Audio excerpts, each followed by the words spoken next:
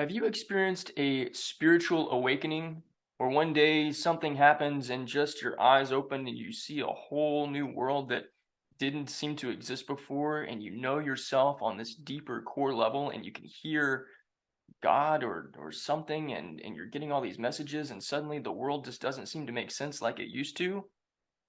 Well, congratulations. Welcome to the party, my friend.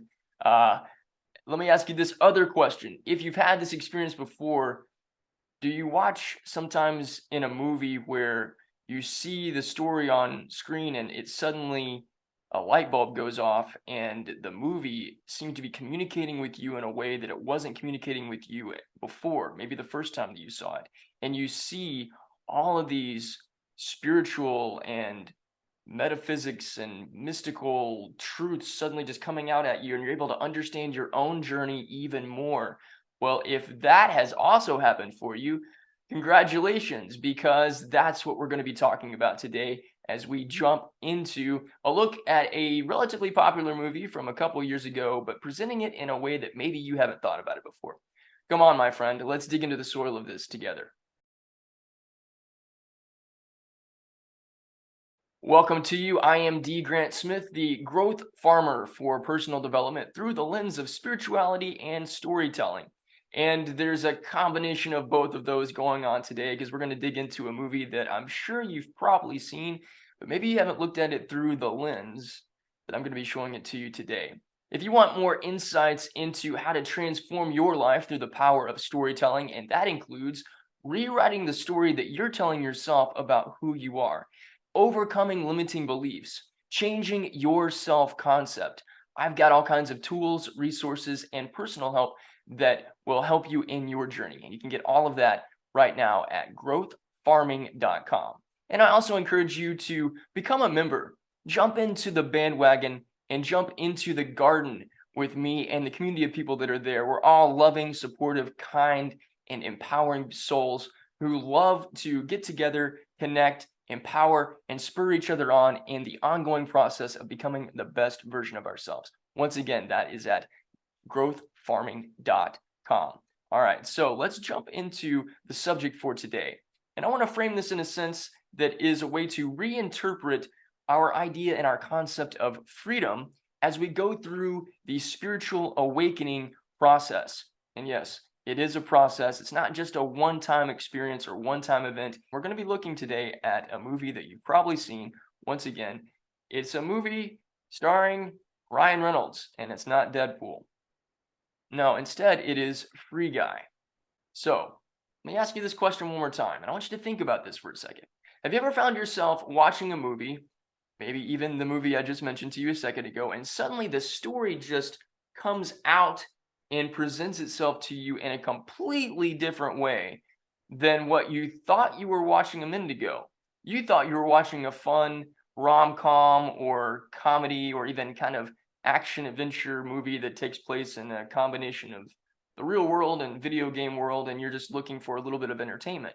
But in the midst of this entertainment, suddenly you're seeing a spiritual story play out, and you're even understanding your own journey in a completely new way.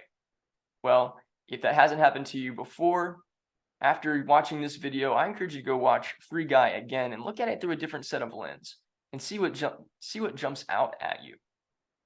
Because what will end up happening for you, possibly, this is what's happened for me, it will be that your eyes begin to see things that you didn't see before. And suddenly it'll be that this movie, this story is communicating something on a much deeper level than just what maybe the subject level narrative seems to be showing. And that's why I do what I do. Not just in talking about movies like this, but in writing the stories that I write. For an example, here's a story that I write a lot of stuff by pen. Let me show you. The story is called The Place Within, and I intentionally originally wrote it in this little journal because it has these two hummingbirds on it.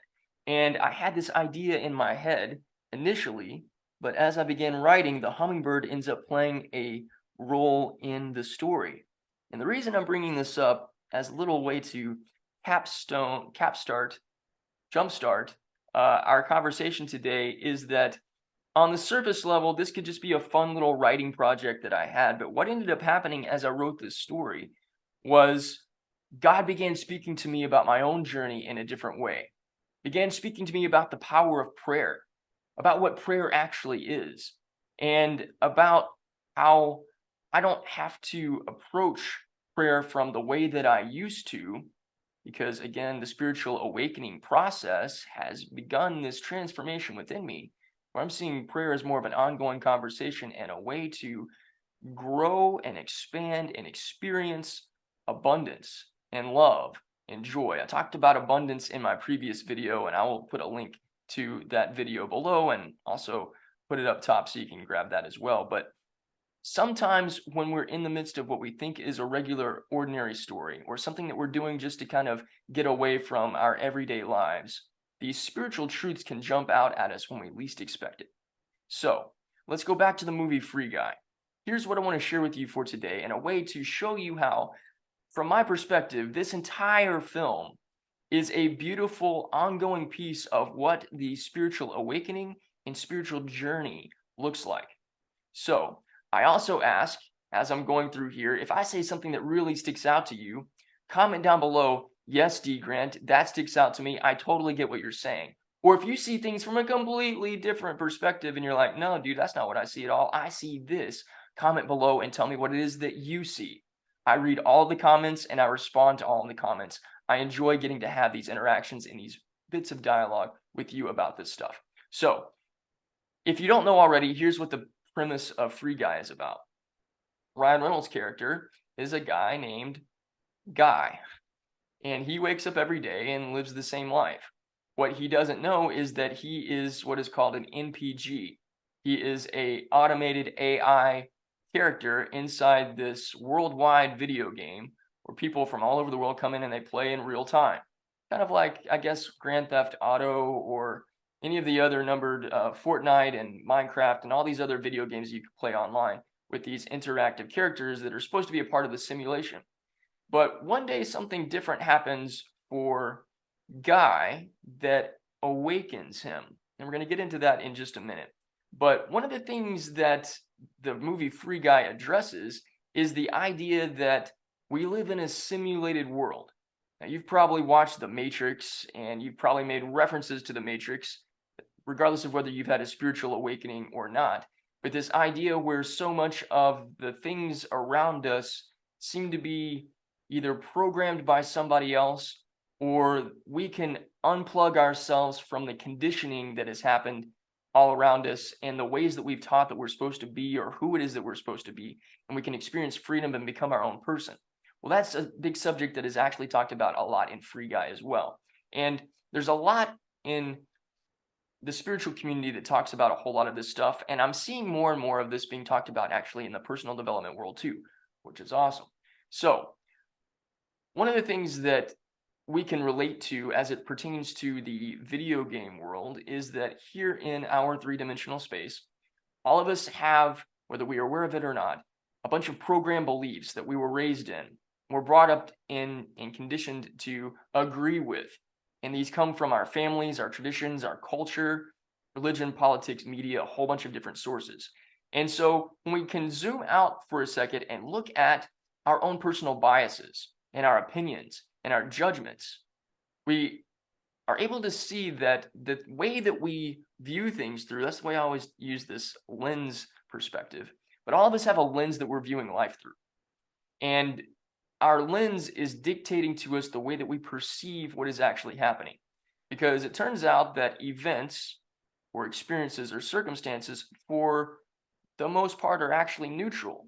The meaning that gets added to them is the meaning that we give to it, which is why one event can be witnessed by multiple people and all of them will have a different experience and a different perspective on what happened and what it means.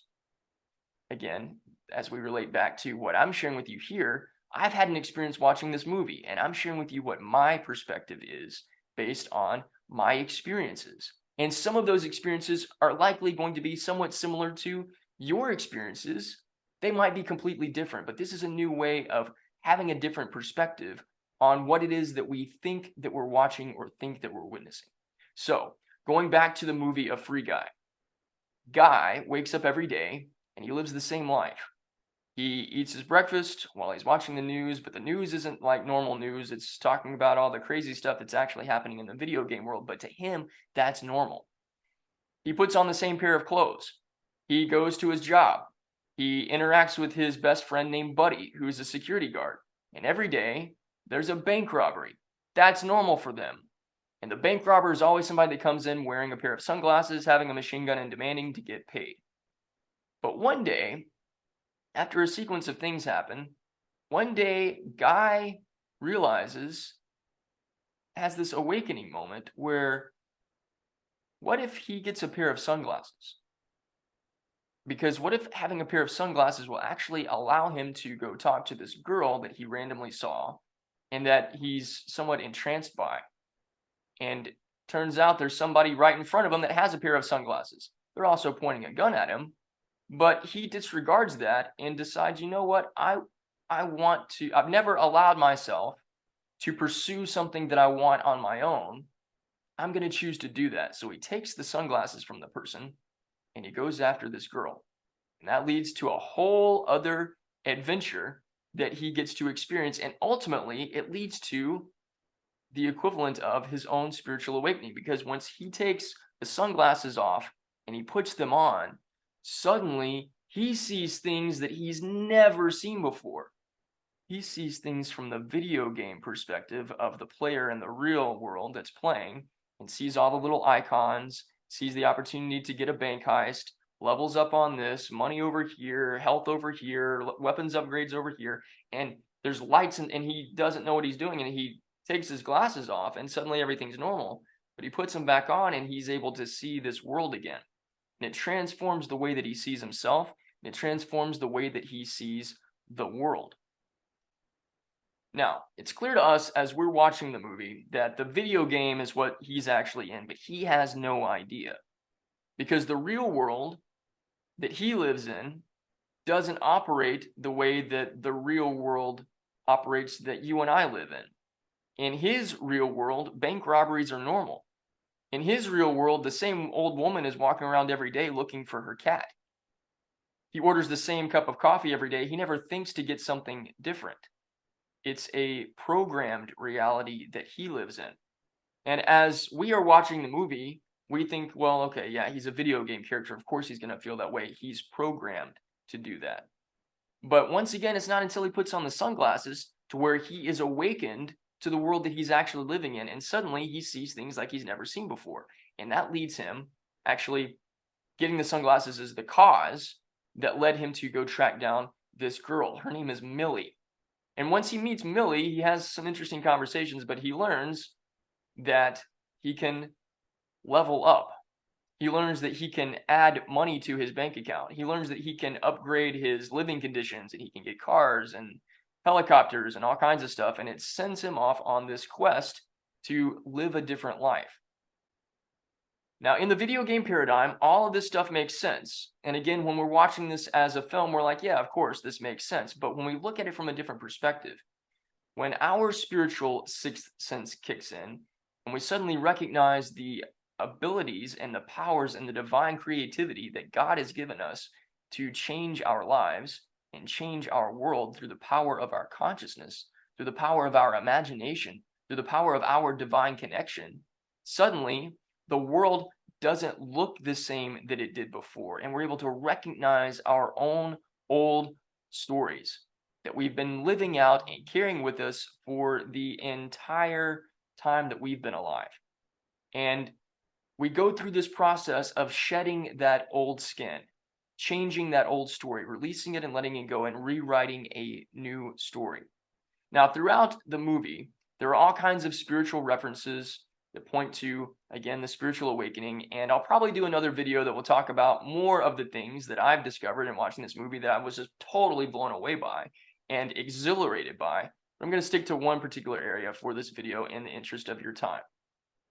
So Guy becomes a hero without trying to be. He's just being himself. He's doing the right thing.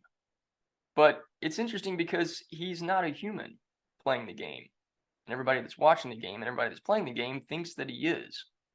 He's a NPG, once again, this AI character inside the game. But he changes the entire way that the game is experienced by all of these other people. And people start paying closer attention to this seemingly normal looking person who goes out of his way to help people, stop robberies, stop crimes from happening, and giving money away. It's completely different than the way that everybody else is playing the game, which goes back into when we go through this awakening process, we go through this transformation process, we start living life completely different than just about everyone else around us is. And it can make us feel a little bit isolated, or maybe very isolated. It can make us feel like we're living in a different world. Have you had that experience? You're not alone. Here's another interesting thing about Guy's process. As he's doing all of these good things for people, he starts leveling up in points. And it begins to make the girl Millie pay closer attention to him. But while it seems like everything is on the up and up for Guy, eventually he does get to this point where he's confronted with the truth that he lives in a video game world and that none of everything around him is real. And maybe you've had that thought too. I know I certainly have, leading you to ask the question, well, what's the point to all this?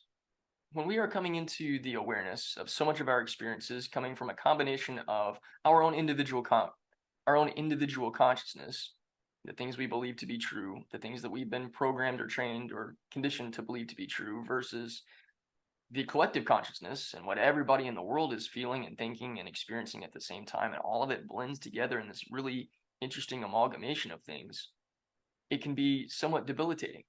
And Guy has an experience like that as well. He goes to his friend Buddy's house and he tries to explain this to him.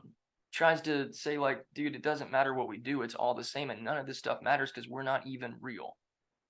And Buddy listens to him and says, you know what? I don't really know if what you're saying is true.